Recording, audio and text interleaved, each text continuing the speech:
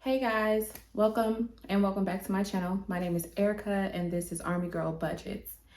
In today's video, I'm going to be talking to you guys about kind of where I've been, what's been going on with my very crazy life right now, and trying to give you guys just a little update, okay? So if that's something you're interested in, please stay tuned. All right, guys, so I'm back. If you guys are oldies but goodies, people who just have been rocking with me, sending me messages, kind of checking in on me, thank you guys so much. I do appreciate everything. It's been an interesting about 5 months. I should say that for sure. So let's get into the nitty gritty of what this video is about.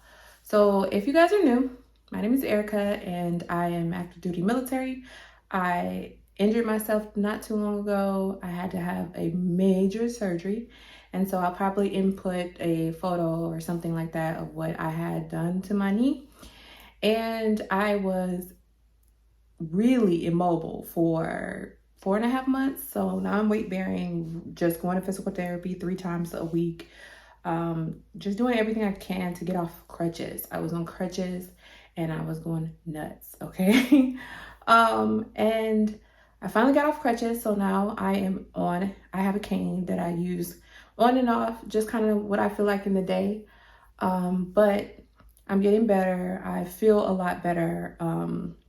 My mood is a lot better and stuff like that. But that's not really what all has been going on. It's a whole lot of stuff that's going on. So I had surgery back in May on that knee. And then, surprise, my husband injured his knee and he had to have surgery too. So he had meniscal repair surgery done on his knee as well. And he was pretty much out of work for about 2 weeks. And that took a huge hit on our budget, but that wasn't the only thing. In that time, people say that when it rains, it pours and like things come in threes. And I'm starting to believe that to be true. But for me, they come in like 4s and 5s, okay? So after he had surgery, my son ended up waking up in pain and he needed to have oral surgery. We had to get all of his wisdom teeth pulled out. Well, with my little poor man, we do have insurance. He has insurance through my husband. He has insurance through me, but we still had to pay a $600, almost $700 out-of-pocket cost for his surgery. That was kind of unexpected. And the good thing about that is we should be able to get that returned to us just after the both insurance ends up paying, but this is just how the office did. Well, with him, he actually had a adverse reaction to getting his wisdom teeth pulled. I would say I would show a picture of him, but he would probably be mad, so I'm not gonna do him like that. But he ended up looking kind of like Family Guy. His face squared out and was so big, and we had to take him back, I think 4 or 5 times, and the last time was last week. They cut from here to here on his gum line, and they had to like rinse out something. They thought it was a small fragment of his tooth that chipped off and got in there and just puffed up and wouldn't go down. So that was unexpected life thing number 2 that happened. Well, here's where the story time is going to kind of begin. So bear with me, y'all. This is about our rental property. So you know that we rent a property and we also own a home. And that home that we own, we rented out, we had tenants. Those tenants were actually military servicemen and women, because the wife and the husband both were in the military. And things started getting real hectic about, I would say May-ish time frame. So they were supposed to be out of the property in June 1st. And in April, I reached out to my property management lady and I said, hey, can you reach out to them and see if they're going to plan on staying or they're going to move out of the property? The reason for that was we had already discussed that we were going to repaint the house. The reason why we wanted to repaint the house is because when we got the house built, they put in that builder's flat paint. So if you dropped a bottle of water, you would get like water speckles on the wall and things like that. And so we just knew that just to cut down on having to do a lot of work on the walls and stuff like that, we would just get a repaint with something that you could wipe off, because people have kids, dogs. Heck, I've dropped a bottle of water and I had water speckles everywhere. And before we moved, we had to repaint that area. So she reached out to them and they didn't respond. Now, these tenants had been in the home for almost 2 years. It was right almost at 2 years that they had been in there. We really didn't have many issues with them. We would get HOA violations, like warnings from them from here to there. They paid the rent late a couple of times, but they always paid. And, you know, we were blessed that the property management team that we have would go into the property at least once a year and kind of take pictures, assess, and make sure that they're not like busting holes in the walls and that they're actually taking care of the property. And so in that time frame, we never had any issues. I know during the global situation, we were getting rent paid on time and for the most part, and we really didn't have any issues. The only times the rent were usually late was around Christmas time and around back to school time for us. So we kind of expected it, and we were very understanding with them. We never raised the rent on them because, again, I am military as well. I know what it's like. I know the areas that they lived in. They don't make that much in BH, and I didn't want to put a burden on them, right? So in the mix of, I guess I need to kind of let you guys know what we were doing. So we didn't want to raise the rent, even though our property management was like, you should raise it. You should raise it. We're like, nope, we won't do it. We were eating the cost of the housing market boom. So our property insurance went way up, okay? And when it raised like, I think like $400 in like 1 month. They were like, hey, we got to reassess. And it was a $400 difference. And so with that mean that we had to pay about, I think we were paying around $150 out of pocket for our mortgage and the amount that we have to pay the property management team. Not too much of an issue because we make enough money in our current situation that it wasn't that big of a deal, to be honest with you. And we didn't have any problems with our tenants, so why put that burden on them? It was our thought process. I know that I wouldn't want that if I was renting a place, like we rent a place, right? So they never responded back, which was kind of weird. And then starting in May, we started getting a lot of actual fees from the HOA. And I know a lot of people don't like HOAs and they get a bad rep, but I will say that our HOA had done a good job of giving like warnings. We had a lot of warnings before they started saying, okay, now you're getting a fee for this. So we were getting fees for the grass, them not cutting the grass, weeds being everywhere, leaving the trash can out for days, weeks. And they started fining us. So at May, I think we had about $250 worth of fines in 1 month, 1.5 month time frame. And I was just like, okay. So what I would do is I would take a picture of the violations or the fees and I would send them to the property management lady. She then would reach out to them. They would fix the problem. Well, in the meantime, we had to pay for those fees out of pocket. So, all right, I want you guys to keep up with these numbers, okay? Because they're about to get crazy. That was like $250, right? So then we go from the $250 to, I reached out to my property management lady and I was like, hey, listen, we got a call from our neighbor, which we were pretty good friends with. And he said like, hey, I had to get an exterminator because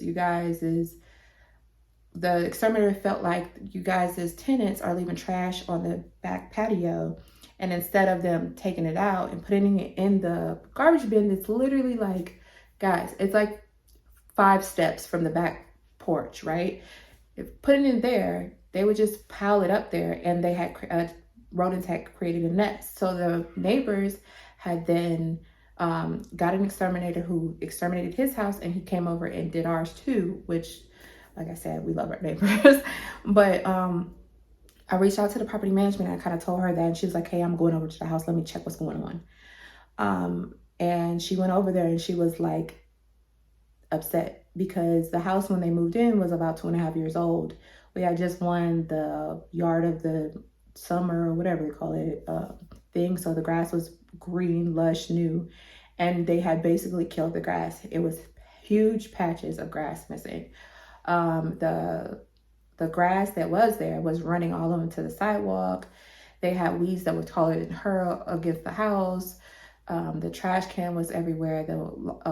Like the front bed that we had masonry work done on was like overgrown, just a mess. And then they had cracked some of the like towels on the front. I don't even know. It was like bird poop all over the front of the house, like the front door. And then it was a mess. I ain't gonna lie. Like, I was shocked. So she called me back and she was like, look, I wouldn't suggest you guys renting back to them if they decide to stay. I think that this would be a good idea for you guys to just let them go. I don't know what's going on. But they're not taking care of the property the way that they should have or the way that they have been. And I was like, okay, fine. You said it. I believe you. Let's get rid of them. So this puts us about last week of May.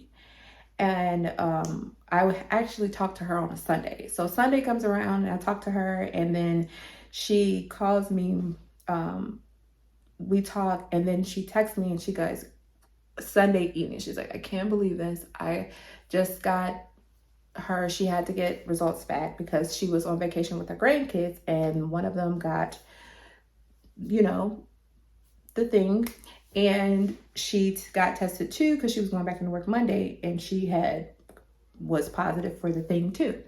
So she's like, I'm gonna be out the office for a couple of days and then I'll get back to you and we'll figure it out. So I said, okay, fine. Monday comes around and the tenants are now about a week and a half out from moving out of the place. And I don't hear anything from her, but it's not a big deal. I'm not even worried about it. So the following week, I reached out to her and I said, hey, do me a favor. Can you see what's going on with the property? Because we want to schedule a day to come down. And she goes, oh, okay, no problem. Well, by that time, they should have been out of the property. So she texted me back like the next day and she was like, hey, they didn't move. And I was like, what do you mean they didn't move? Well, they didn't move out. She said that one of the wife came into the office, and before she had a chance to kind of put the notes in because she wasn't feeling well, asked if she can get an extension because the transportation had changed her date for move, which if you guys are in the military, you know that doesn't happen. It never happens. Listen to me now. When transportation has anything to do with it, they come to your house, they pack up all they come to your house to survey what they need. They pack up everything for you. They put it in storage or they take it to your new location. That's kind of how it works. And they said, oh, a day before that they just canceled it. I said, okay, that's fine. When are they going to leave now?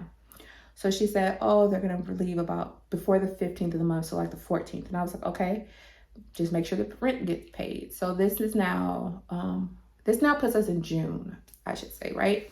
So June comes around, the 14th is supposed to be the day. I reached out to her on the 13th and she said, hey, I'm glad you texted me because they came into the office and asked if they can get another extension because transportation changed their date again. Now transportation now won't be here until July 20 something. And I was like, okay, not a big deal, fine. So now this is July. We're gonna fast forward July. They reached out to her again and said, hey, I'm so sorry. We are having issues with transportation, but they swore to us that we would be done with this by July like 20 something. So a couple weeks later, not a big deal. But we really, if it's okay, we would really like to stay through August because that way we can get up cleaner, we can get the carpets done and stuff like that. And I was just like, yeah, sure, fine. Okay. So I said, they just need to make sure the rent is paid on time. I don't care. No more HOA violations. They got to go after this point. There is no more like waiting it out. Mainly because at this point we have rented out the property for September. So they have to go and we need time to get the house painted and do the turnaround and all that good stuff, right? So August gets here and the rent is due. They pay the rent via check. And honestly, I don't know how they used to pay the rent. I just would get a deposit to my account on like the 10th of every month. and I didn't know. So the rent was paid via check. The property management lady said that they put it in a Dropbox, and then they deposited it like on the 3rd, and by the 4th,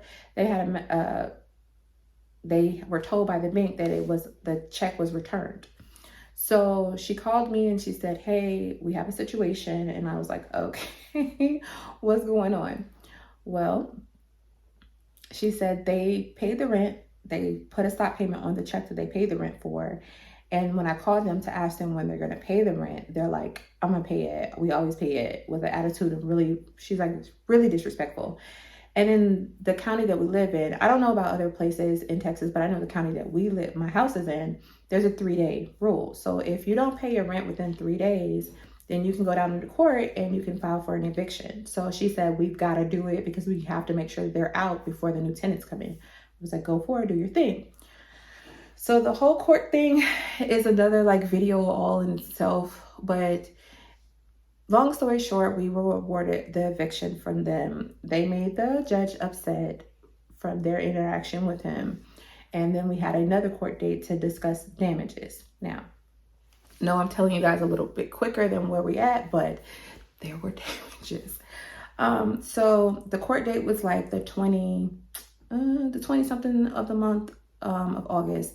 And so that Sunday I said, hey, Miss Robin, I said, I have this feeling that they're already out. Can you have somebody go check and see if they're out of the property? And so she was like, yeah, I'll have somebody go over there first thing Monday morning, because we thought that the court date was Monday, but in turn it was actually Tuesday, but either here nor there. So they went over there and she's like, yes, they moved out. Do you have time to talk right now? Well, that was the same day that I was at the hospital with my husband having surgery, right? I was like, yeah, sure, no problem. So she goes, so I am so sorry. I would have never expected this, but they did some damage to the property. And I was thinking to myself like, oh, it's probably the walls, right? No, it was the walls, but it was the walls. It was every appliance in that house they destroyed purposefully. The flooring, they broke all the shelves out in the refrigerator. They took a screwdriver and carved into the outside of the stainless steel refrigerator. They broke the microwave inside and out. They broke the garbage disposal by stuffing things down there. They removed and broke a lot of the innards of the toilets. They cracked tile. It was just a lot. If all the things that you could pretty much damage, they did, and they did it in a way that my insurance wouldn't be able to cover it, right? So then I would have rather them flood my house than do what they did. So yeah, they broke the backyard fence. They did some things that I was just like, who even thinks to do this type of stuff to someone's house? They also were extremely nasty, and they like, I don't know when they left, but there was like food everywhere, and like it was really a mess. And she felt so bad, and she kept apologizing. She said, I've done this job for like 20 years, and your house is one of 2 that I've ever seen anybody do this type of thing from, especially being that my house was rented to a senior NCO. Okay, so right now, as of now, we have a over $10,000 debt to pay for the damages that they did to the house, and having to get it repaired within, I think it was 10 days that we had to get the house returned around. We're still missing 2 bills for the double ovens. I mean, listen guys, they took a screwdriver and had to have been a hammer to the double ovens, and they punctured holes in it, which we couldn't fix. You can't fix that for safety reasons. So we had to buy a whole new double oven, and appliances are still hard to get. But we were able to find some appliances and things like that, and still wasn't able to get a whole new refrigerator. So we had to like purchase the insides of the refrigerator, and then hopefully in a few months we'll be able to get a refrigerator into the house. It's not looking crazy, but it is what it is. But shout out to Miss Robin and her team, because they got that whole house turned around in, I think, 6 days for the tenants, the new tenants to move in and stuff like that. Yeah, it was, to say the least, it was rough. Okay, so that happened. So right now we're standing at over like $10,000 worth of debt for that specific, the stuff that we've been charged for. We still have 2 things that we were outstanding bills on. And then my car broke down, y'all. Like, I can't make this stuff up. My car breaks down, and my car has been at the dealership for 3 weeks. They said that the part that I needed was going to take 6 to 8 weeks to get in, but I am a logistics person by nature, so I was able to resource the actual parts that we need from another dealership and get them sent to me and take it over to the dealership. But we have still not got our car back. So of course I am in a rental car right now, and I feel like we are bleeding money. That's how I feel, to be completely honest with you. And so when I could have started recording videos again, I just didn't feel like it. I was so upset. I felt so defeated and just honestly sick to my stomach, that I didn't want to get on here and try to be hopeful that, I'm sorry guys, my dad is calling me in the mix of the video, so let me deny him and keep recording, talking to you. I wasn't hopeful. I wasn't like in a good, like, hopeful mood to say like, oh, we'll be okay. I didn't feel like that. I felt like, oh my God, where are we gonna get this money from? So what we had always done was we had at least a $5,000 savings, right? And then we had sinking funds, and our sinking funds took us probably into the, the $8,000 to $9,000 range, because again, sinking funds are things that we use from here to there or whatever. So as of now, we have no savings, we have no sinking funds, and we are blessed, don't get me wrong, that we have enough money to pay our bills and to pay our debts. But I don't feel comfortable in the stage that we are, right? So it's hard for me to get on here and try to be positive and record videos and stuff like that when I was feeling so defeated, right?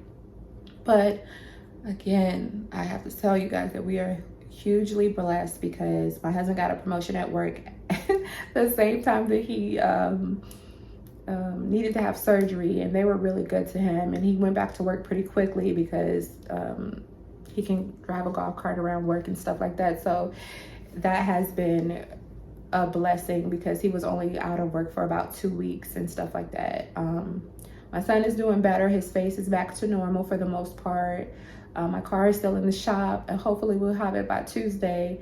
And my husband said something to me today, which is why I'm really like recording this video. He was like, you have the opportunity to show people what it looks like to have to start completely over again, and to really dig yourself out of debt in a way that some people might find motivational, inspiring, all that stuff. So instead of being upset and not wanting to open your budget book, open a book and record a video. And I was like, fine. I was like, fine. So I got in the bed and I was in my budget book, and it just came back natural of, building my budget for October. I ain't gonna lie to you all, I hadn't really messed with my budget before. I was just like, whatever, it'll do what it do. And that's the wrong answer, because it just puts you back into more debt than you were before, and that's exactly what happened. But life happens, and life has been like 1, 2, 3, 4 punching me and my husband right now. But we do make enough money to figure it out and get it together, and this is a start to that. So our channel, my channel is going to be a little different. So it will be me working my budget, of course. It's going to be me recapping the budget that I had and kind of where it stands. And I may not have big sinking fund stuffings like I used to, because honestly, our hyper focus is paying off debt and putting money in a savings account right now.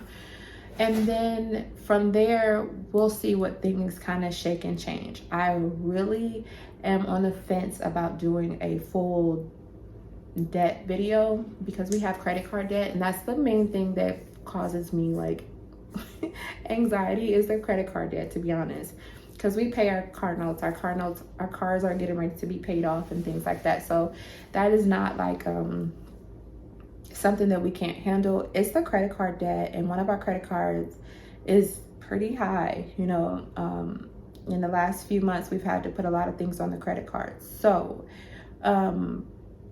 it causes me a lot of stress to pay that off, but we're gonna get it done, and I'm gonna show you guys me do it. Just, you know, bear with me. So again, that's kind of what's been going on with our lives. It has been a chaotic mess. I'm in a better mood, as y'all can see, about it. But at first, I ain't gonna lie to you guys, I didn't want to open a budget book, and I didn't want to look at the numbers, and me and my husband would argue about I wouldn't say argue, we would discuss passionately money. And it was more like him, he's usually very hands-offish when it comes to the money because I'm more hands-on, and he knows I got it. But when I took a hands-off approach to it, he took a hands-off approach, and he was like, yo, what's going on? And it was never a situation where we were like, we didn't have food or we didn't pay a bill, but it was like, hey, this is the numbers. Like, this is like, we need to look at these numbers. And neither, I didn't want to look at him, and he didn't even know where to begin to look at him. So he was like, yo, you got to stop. We gotta sit down and go through these numbers together. And so once we did it, it was like, okay, this is what we're going to do. So my next budget is going to look a little different. You're not going to see any sinking fund money. You're not going to see all of those cool things from the 1st through the 14th of the month. Because I didn't do any of that. We had to pay for a rental car and all these things that just kind of came in and 1-2 punched us. And so that's where we are right now. Things are going to be very fluid and change with us and our budget. But for right now, we are moving at the money that comes in and what we want to pay to what's coming out. And so it's going to look a little different. But we're going to do sinking funds, small sinking funds, very, very small sinking funds. And we'll have a little savings, small, very, very small savings. And we'll get back on track, you know. And so when I do my budget video coming up here, I just want you guys to know that that is why this video is telling you guys why our money looks the way it is and why things have changed so much dramatically in our budget. All the things is the reason why. So again, thank you guys so much for watching this video, making it to this entire video, because it's kind of long for me and I am talking a lot, and I usually don't do that, and you guys normally don't see my face, but I felt like you guys needed to know where I was, what was going on, and we'll work through this thing together, y'all. So if y'all are starting over, hi, my name is Erica. The Roberts family is starting over too, so we'll get out of this as a team. That's what I'll say. So again, thank you guys so much for watching this video. If you guys have anything that you kind of want to see me show you, let me know in the comments below, and just, you know, say hi. I respond back to everybody. If you don't know, I do. It's been a long time, and I do appreciate you guys more than you know, okay? So see y'all in my next video.